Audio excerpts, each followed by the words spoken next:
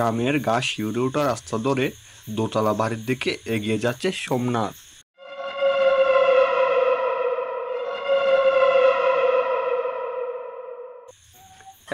শহর থেকে একটু শান্তিতে আসলাম, আর এই বাড়িটাই পেলাম, পুরোটাই যেন হরর মুভির সেট। বাহ, দরজাটাও আমাকে ভূতের স্বাগতম জানালো। শেয়ার রুম হলে ভূতের সঙ্গে হয়তো ভাড়া ভাগাভাগি করতে হতো।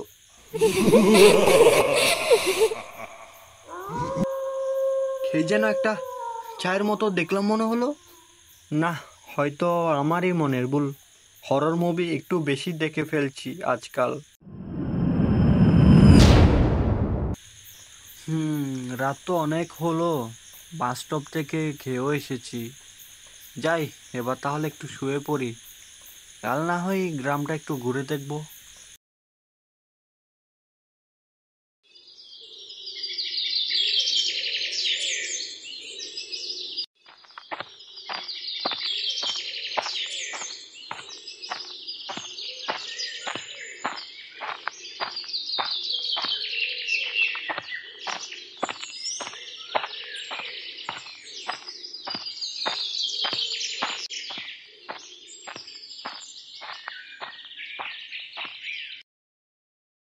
তুমি সেই না যে বাবুলালের পূর্ণ বাড়িটাই কাল রাতে এসেছো?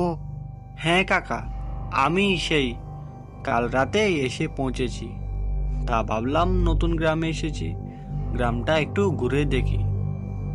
তা বেশ, তবে সন্ধ্যার আগেই দালানে গিয়ে তোমার ঘরের দরজা বন্ধ করে শুয়ে পড়ো।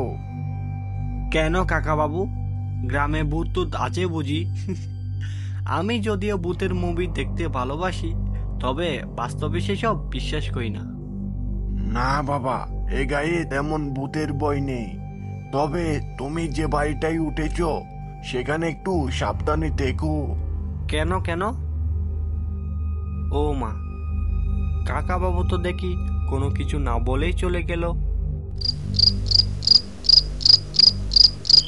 না, এখানে রাতের খাবারটাও দেখি ঠিক মতো খেতে পাচ্ছি না। শহরের তুলনায় এখানে সব কিছুর দাম বেশি নিচ্ছে মনে হয়। আসলে নতুন মানুষ দেখেছে তো, তাই হয়তো। তবে আজকে কাকা বাবু কি যে বললো তখন রাস্তায়, কিছু তো বুঝলাম না। যাই হোক, আমাদের অত বুঝে কাজ নেই, বয়কে মনে প্রশ্রয় দিলে বই মনে জেগে বসে। কে কে দরজা ধাক্কাই? যদি চোর হও বলছি, টাকা নাই, এখন ঘুমাবো। সারাদিন অনেক ঘুরেছি গ্রামে। আর যদি ভূত হও তো আমিও ভূতের সিনেমার ফ্যান, এসো একসাথে বসে দেখি।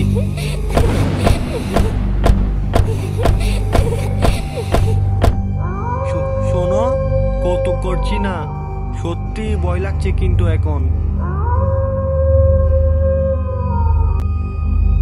কাকা, কাল রাতে ঘরে আর দরজায় ছায়াটা দেখেছো তাহলে? মানে আপনি জানতেন? আমি তো কালকেই তোমায় সাবধান করেছিলাম বাবা। আমি ভেবেছি হয়তো। যা সত্যি তা গল্প হয় না বাবা। ওই বাড়ির দেওয়াল জানে, সিঁড়ির তাপ জানে, রাতের ছায়া জানে, কে ফিরে এসেছে আর কে আসবে না। ওই বাড়িতে 30 বছর আগে এক যুবক থাকতো। এক রাতে সে দরজা খুলে ছায়ার পা দেখেছিল, তারপর সে আর ফিরে আসেনি। তাহলে আমি? তোমায় দেখে ফেলেছে, এখন তোমায় ডাকবে। দরজা খুলবে না একদম রাতে, সন্ধ্যা 7টার মধ্যে ঘরে ঢুকে পড়বে।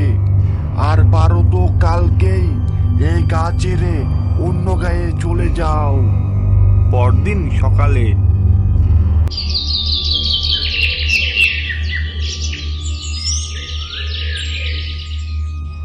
কালকেও রাতে এসেছিল কাকাবাবু, তবে আমি যা বুঝলাম সে খুব কষ্টে আছে। আমি কিছুদিন পর আমার জানাশোনা লোকদের নিয়ে আসব সেই রহস্যের উদ্ঘাটন করতে। যা ভালো বোঝো করো বাবা। গায়ে আসলে একটুও শান্তি পেলে না, 2 দিনের মাথায় চলে যেতে হচ্ছে তোমায়। ব্যাপার না কাকাবাবু, নিজের খেয়াল রাখবেন। আপনাকে খুব মিস করব, আর মায়ের কাছে গিয়ে বলবো আপনার কথা।